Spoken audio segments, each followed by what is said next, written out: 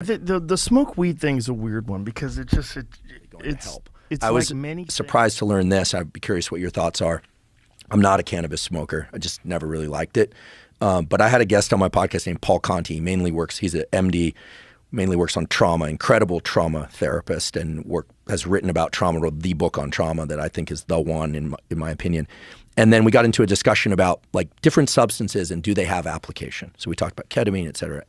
Asked about alcohol, just by way of comparison. And he said, there are basically zero therapeutic uses for alcohol, right? Therapeutic. Right. But then I asked about cannabis. Now, this isn't something he does in his own clinic. He does talk therapy, not drug therapy, although he's a psychiatrist, so he can prescribe things. And he said, cannabis is interesting, and it may actually have some therapeutic potential, but the main effect of cannabis is to narrow attention and focus. It actually can increase attention and focus. Now, the problem is it's not a very good filter, so people can narrowly attend to just video games or just to their anxiety if they're already anxious. That's a problem. But when it comes to psilocybin seems to increase creative thinking, new rules and algorithms about what could be an answer. So I'm not aware of how it might directly impact visual perception unless it narrows focus.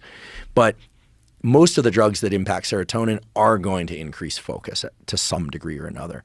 And that can be good if what you're focusing on is pleasant. It can be really bad if what you're focusing on is really unpleasant. I knew people, I'm sure you don't, who just smoke weed and they have a panic attack. Yeah, the smoke weed thing is a weird one because it's like many things. It's completely dependent upon the individual, like their individual genetics, their biology, whatever it is that they've had in their past. I know people that smoke marijuana and they're high functioning, and I know people that smoke marijuana and they don't get anything done. And I don't know if they're related. Those two things are related. I think people who generally have drive and discipline, marijuana gives them a break. It gives them a nice just a little rest stop. And I think that's probably beneficial. And I also think it makes you a little kinder, a little more compassionate, a little more sensitive, which is probably very beneficial to someone who's hyper-focused. Like people that are like type A personalities and trying to get things done all the time. You smoke a little pot and you're like, what am I doing? Like, let's fucking relax a little. And then you get back to it. You're all right. I think there's a great benefit to that. But I should also say that it's very popular in the jiu-jitsu world. Oh, yeah. I always thought that had something to do with the kind of creativity part of it. Like that you can't plan jiu-jitsu. Right. You have to improvise. Yeah, it's like jazz. In a lot of ways. There's definitely that, but it's also the focus thing, that you're only thinking about that. Like while you're rolling, you're really only thinking about rolling. While you're smoking cannabis and then rolling, you're hyper-focused on it. And physical strength, you feel fine. You don't feel lethargic or anything. No, like not that. at all. I actually enjoy it. I actually enjoy it when I lift weights too. Oh, I haven't tried that one. Yeah, I feel it. Like I feel it in the fibers. It's almost like I'm more aware of like what's going on instead of like this blunt sort of almost like distance from each individual muscle fiber, which I am normally. Normally, I'm just trying to warm up, and then I warm up, and then I start getting going, and then I, lift light first, and then I work my way up to what I normally use. But when I'm high, it's like I could feel like where it connects to the bone. I feel everything. It just makes you more sensitive about what you're actually doing.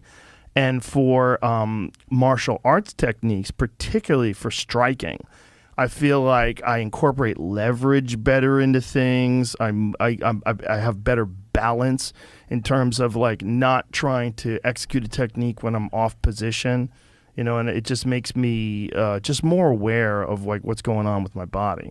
And that's super powerful. We had the nerd in me wants to say, in neuroscience, they call that interoception. Like people vary tremendously in their awareness of their internal state. You can know if you have a high or low degree of interoception by trying to count your heartbeats without taking your pulse. Some people can just do that. It's a skill you can build up over time. This is great for some people, but some people are highly anxious. It sucks to have a lot of interoception. But we know, of course, that the mind-muscle connection is really powerful. And it's not just mind-muscle connection as a whatever they call bro science thing. The reality is that from peer-reviewed studies that if people focus on the contraction of a muscle during resistance training as opposed to moving the weight, right, something that's hard to measure if they're actually doing it, the strength and hypertrophy gains are much greater. I think it's like a 15%. I had Andy Galpin on the podcast, and he would know the exact number. But I always wonder about this, like in gyms where there are mirrors and people are watching themselves lift in the mirror. I mean, you're exterocepting. You're not focused as much as you could on the actual feeling. So, there's always a weighting between exteroception to the everything beyond the confines of your skin and interoception. And if cannabis allows more interoception, you can imagine that those workouts would be more effective in that way. But isn't it